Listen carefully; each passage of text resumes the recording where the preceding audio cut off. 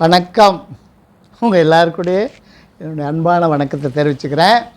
இன்றைக்கு சூழ்நிலைக்கு 14வது எபிசோட் ஓடிட்டுருக்கு, துவங்கிட்டுருக்கோம். ஒவ்வொரு மக்களுமே இதை கொஞ்சம் தொடர்ச்சியாக பார்த்து வந்தீங்கன்னா உங்களுக்கு ஒரு நன்மை உண்டு. அதனால் இந்த தடவை நம்ம செய்ய போகிறது என்னென்னு கேட்டிங்கன்னா, இடையில் போன தடவையில் இந்த அவனியாபுரத்துக்கு அடுத்து ஈச்சநேரி கிராமம்னு ஒரு ஊர் இருக்குது. அந்த ஊரில் ஐயனார் கோவில்னு ஒன்று இருக்குது. அங்கே ஒரு பெரிய வளாகமே இருக்குது. அந்த இடத்துல மகா சண்டி யாகம்னு என்னுடைய தலைமையில் நடந்தது. மகா சண்டி யாகங்கிறது பெரிய ஆளுகளுக்கு நல்லாவே தெரியும். ஏன்னா அப்படிப்பட்ட நிலையில் பெரிய அளவில் வானம் தோண்டின மாதிரி தோண்டி தான் அது யாகசாலையாக உருவாகும்.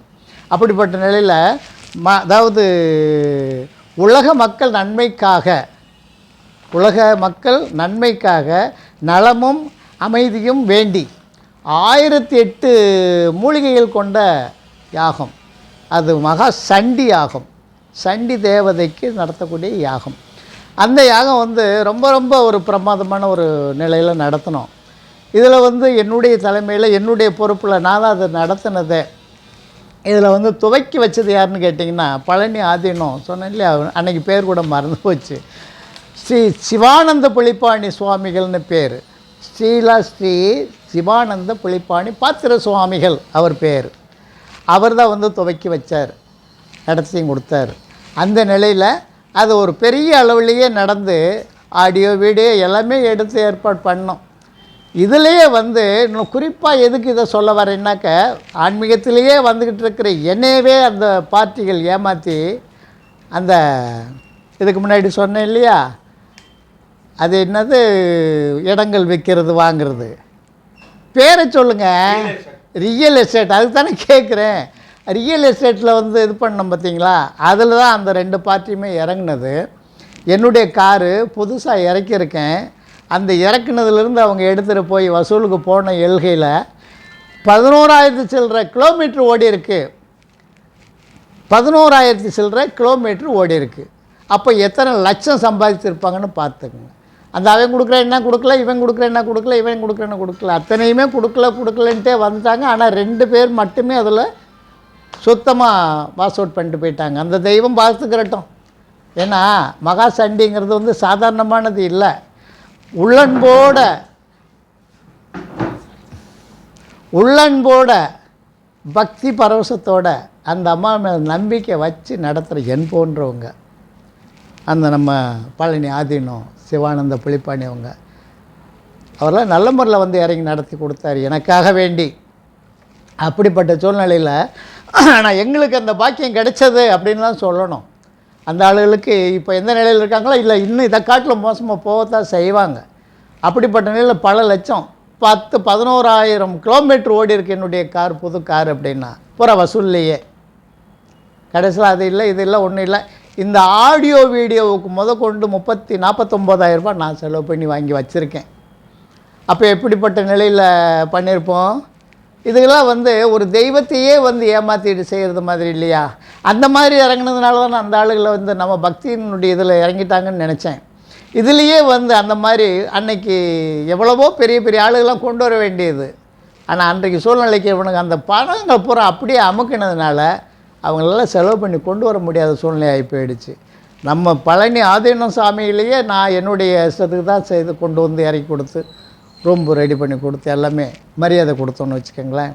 இப்படிப்பட்ட மனுஷங்க எங்கே போய் தான் நல்லா வாழ்ந்துட முடியும் சொல்லுங்கள் பார்ப்போம். எவ்வளவு மனசு எனக்கு வெந்திருக்கும் அந்த நிலையில். அட்லீஸ்ட் நம்ம மதுரையிலேயே முக்கியமான ஜவுளி கடை அவர் இறங்கி 108 சேலைகள் பட்டு சேலை கொடுத்தார் யாகத்தில் போடுறதுக்கு. அதில் பாதியை அவனுங்க திருடிட்டு போயிட்டாங்கன்னு வச்சுக்கிறேங்களேன்.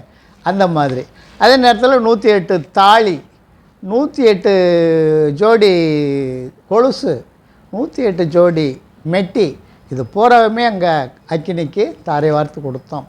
ஆனால் அத்தனையுமே அந்த ஆச்சாரியர்கள் காமிச்சு ஒன்றுன்னா உள்ள தூக்கி போட்டுக்கிட்டு இருந்தார். ஒருத்தர் தனியாகவே உட்காந்து யாகத்தை நடத்திட்டு இருந்தார். அப்படிப்பட்ட சூழ்நிலையில் அதுலேயும் ரொம்ப தூரத்துக்கு, அதாவது தெய்வம்னு பார்க்கல, இந்த மாதிரி பல வாரில் செய்துட்ருக்கிற போது, பல வார் இது பண்ணி கொண்டு வர்ற போது என்னை ரொம்ப அப்படியே மகிழ வைக்கிற மாதிரி வந்துட்டு இருந்தாங்க. அதே நேரத்தில் ஃபஸ்ட்டு அந்த யாகத்தில் நான் இவங்கள பார்த்தேன். என்ன அப்படி மறுபடியும் வர்றபோது ஒரு பெரிய இடத்த காமிச்சு அதில் ஒரு 20 லட்ச ரூபாய் நான் வந்து இன்வெஸ்ட் பண்ணுற மாதிரி கொண்டு வந்து அந்த இடத்துல எனக்கு எப்படி ஒரு புத்துணர்ச்சி கொடுத்தாங்க அப்படின்னா, மதுரை ஆதீனத்தையே தூக்கிட்டு என்ன ஆதீனமாக உட்கார வைக்கக்கூடிய ஏற்பாடு பண்ணிக்கிட்டு இருக்கேங்கிற மாதிரி வந்தாங்க. ஆஹா, என்னடா பெரிய ஒரு சீட்டிங்காக வந்துட்டுருக்கு, என்ன பண்ணால் கிறுக்க நினச்சாங்களே அந்த ஆளுங்க. மதுரை ஆதீனமாக்குறது எப்படிப்பட்ட நிலைங்கிறது நமக்கு தெரியாதா? ஏன் இந்த ஆளுக்கு இந்த வார்த்தையை விடுறாங்க? அப்போ ஏதோ உள்குத்து வச்சு நடத்துகிறாங்க அப்படிங்கிறத வச்சு அதில் தான் சுதாரித்து வெளியே வந்தேன்னு வச்சுக்கிறேங்களேன். இப்படிப்பட்ட ஆளுகளெல்லாம் கொஞ்சம் நல்லா அடையாளம் பார்த்துக்கிறேங்க. இதில் வந்து பெரிய பெரிய அதிகாரிகள் ஆஃபீஸர்களுக்கு நான் ஒரு முக்கியமானது சொல்ல விரும்புகிறேன். இந்த மாதிரி சூழ்நிலையில் போய்கிட்டுருக்கிறத நீங்கள் எடுத்து அதை நடத்தி அந்த ஆளுகளை வந்து சரியான ஒரு தண்டனை வாங்கி கொடுக்கணும்.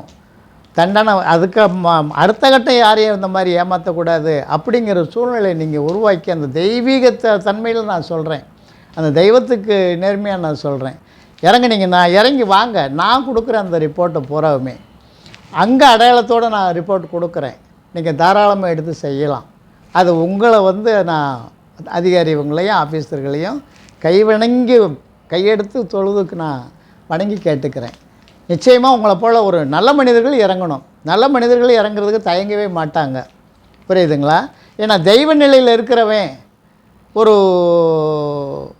மடம் உருவாக்கக்கூடியவன், ஒரு அன்னதான மடம் உருவாக்கக்கூடியவன், அதே நேரத்தில் அந்த இடத்துல ஜீவ சமாதிக்கு ஏற்பாடு பண்ணவன், அந்த இடம் வாங்குகிற போது அதில் ஒரு சீட்டிங் பண்ணாங்க அப்படின்னா மனுஷனாகவே கிடையாதவங்க. அப்படிப்பட்ட ஆளுகளை வந்து அடையாளம் காமிச்சு கொடுக்குறேன்.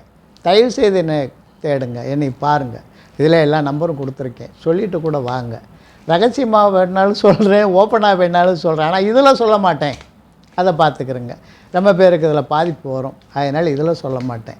நீங்கள் வாங்க, நேரக்கு வாங்க, நான் சொல்கிறேன், ஏற்பாடு பண்ணிக்கிறேங்க.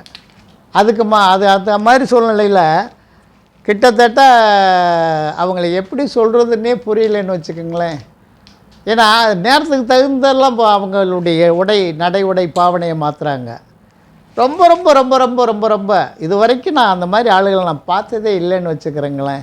எத்தனையோ கோவில் உருவாக்கி, எத்தனையோ பூஜை புனஸ்காரங்கள் அத்தனையும் செஞ்சு இப்படிப்பட்ட சண்டியாகம் செய்கிற போது எவ்வளவுப்பட்ட ஒரு தூய்மையாக இருக்கணும் தெரியுங்களா? மனசும் உள்ளமும் உடம்பும் தூய்மையாக இருக்கணும். அந்த ஆளுகிட்ட அந்த தூய்மை இல்லை. எனக்கு தெரியாமல் போய் தண்ணி அடிப்பாங்க, எனக்கு தெரியாமல் வந்து இது மாற்றி அதில் இறங்கிக்கிடுவாங்க. 2 பேர் தான் அதில் ரொம்ப முக்கியம், 2 பேர் தான். அந்த 2 பேர் தான் வந்து கேங்க வச்சு நடத்துகிறது அந்த ஆளுக தான். அதுவும் மீனாட்சி பட்டணத்தில் அப்படி ஒரு அக்கிரமங்கள் நடக்கக்கூடாது. அந்த மீனாட்சி சும்மா இருக்கவும் மாட்டாங்க. மீனாட்சி சொக்கநாதர் சும்மா இருக்கவே மாட்டாங்க. இது மதுரை எம்பதி மீனாட்சி அம்மாவுடைய எல்கை, அவங்களுடைய ஊர். இதில் கொஞ்சம் பயந்து நல்ல முறையில் தர்மங்காத்து வந்தாச்சுனாக்கா அவனை பெரிய ஒரு மகானாகவே ஆக்கி காமிப்பாங்க. அந்த அம்மா தன்னுடைய பிள்ளையாகவே ஏற்றுக்குருவாங்க. அதை விட்டுட்டு அவங்க பேராலேயே, மற்ற தேவதைகள் பேராலேயே ஒரு நல்ல காரியம் செய்கிற இடம் பூராமே அவங்கள தடையை விட்டு புறத்தி எடுத்துகிட்டு போய் இது பண்ணுறாங்கங்கிற போது அந்த அம்மா விட்டு கொடுக்க மாட்டா. எவ்வளவோ பேரை பார்த்துட்டோம், எனக்கு நல்லா தெரியும். எத்தனை பேர் ஆடினவங்களை புறத்தையுமே அடக்கி வச்சுருக்காங்கிறது எனக்கு நல்லா தெரியும்.